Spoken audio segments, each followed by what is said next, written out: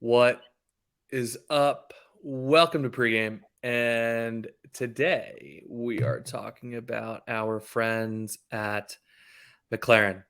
Good old McLaren. Let's friggin' go. I love Zach Brown. We already talked You about that. do. You've got that love affair going on with I Zach don't Brown, know. man. It's weird. I don't know. It's just the way that he does what he do. But anyway, we'll talk about the tasty tidbits to talk about a bar with folks that you're friends with first and foremost. So yeah, there's not a ton going on in the world of McLaren. Like you've got Oscar Piastri, rookie driver, Wonder Boy. People are saying, he's built for this, which is hard to argue with because, the results kind of speak for themselves. He's hanging around with Lando, who, again, is another chosen one, the likes of, Charles and Max, kind of that camp of folks. And then you've got Lando Norris, who looks like he's being recruited by none other than Red Bull. And the drama going on right now is that Zach Brown is giving not so subtle warnings to Lando that, hey, second seat drivers don't fare that well at Red Bull behind Max, which is completely valid. Like Max has left who in the dust? Danny Kvyat, Daniel Ricciardo, and Sergio Perez. Pierre.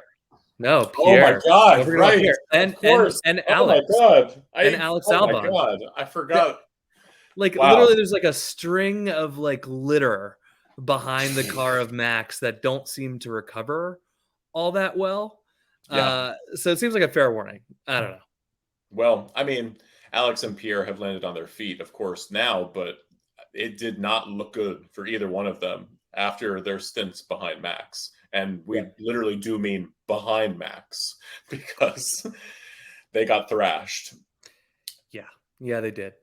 And we started off the stream with saying, that I love Zach Brown. I would just like everybody to understand why it is that I love Zach Brown. I think the video clip that I'm showing you now, it was introduced to me by my friend Tim like 5 years ago. So shout out to you, Tim. But this made me fall in love with Zach Brown.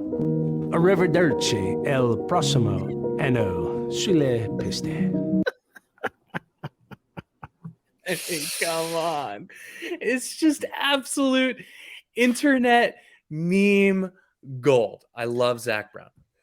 I think, too, the earnestness of that man's face trying to make that work was just gold. Absolute gold. Dude, he means it. And also, we're talking about this also, right? We've got Logan Sargent, American on the grid that we never talk about. We've got Haas. That's an American team that we're not even going to bother talking about because screw it. Who cares? Literally nobody cares about MoneyGram Haas.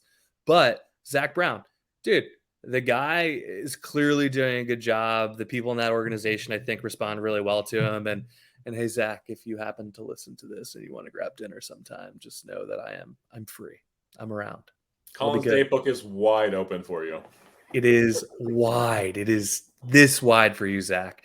But anyway, again, there's not that much going on drama-wise in the McLaren garage. A lot of speculation about Red Bull. But, we talked about the reasons that we started the stream in the first place, and that's to give people, the American audience, a reason to freaking watch.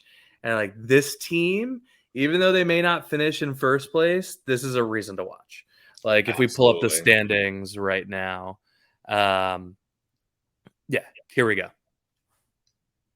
Yeah, I mean, it's legitimately possible that McLaren beats Ferrari in the constructors this year, and I am here for that battle. Lando versus Carlos is a rivalry that I think was unfinished when Carlos made the jump to Ferrari, and I would love to see Oscar pit himself against Charles Leclerc because in terms of one lap raw speed, Charles, in my opinion, is the fastest on the grid, even right now with Max Verstappen.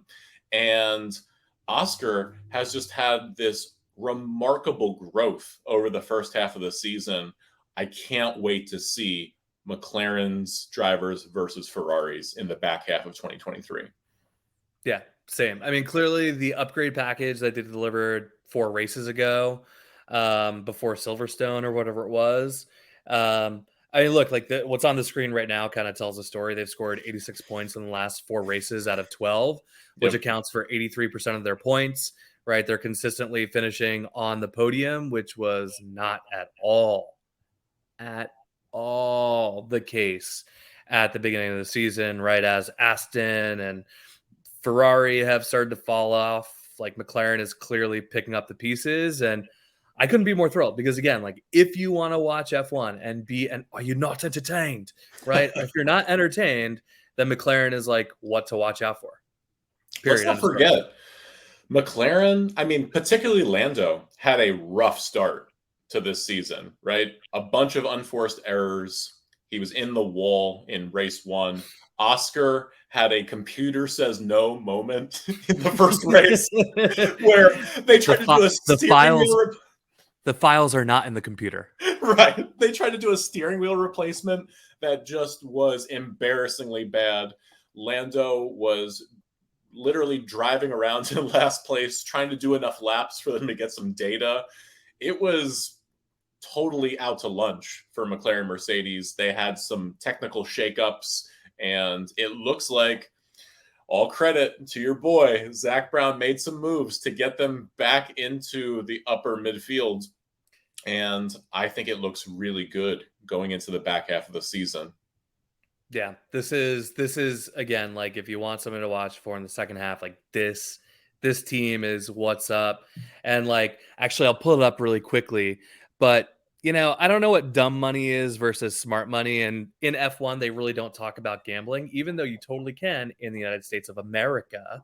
But I think some smart money going into the Dutch Grand Prix, throw some money on Lando.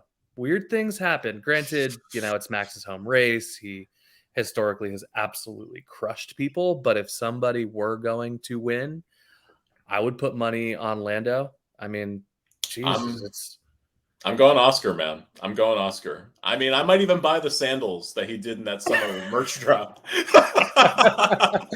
The amount of fashion stuff that these guys are all coming out with, they're like these little fashion icons, just running around, driving cars, living the life. Dude, Pierre Gasly was at the Pharrell LV launch this summer during the break, and I'm here for it. I think it's fascinating to see them all launching these designs and trying to create these brands. Fascinating. Yeah, I couldn't agree more. I could not agree more. But that, my friends, is the high level on McLaren F1. Thank you again so much for tuning in. We really, really appreciate you. Like, subscribe, etc., whatever you want to do. We really appreciate it. And thanks again for tuning in to Prix Game. Cheers.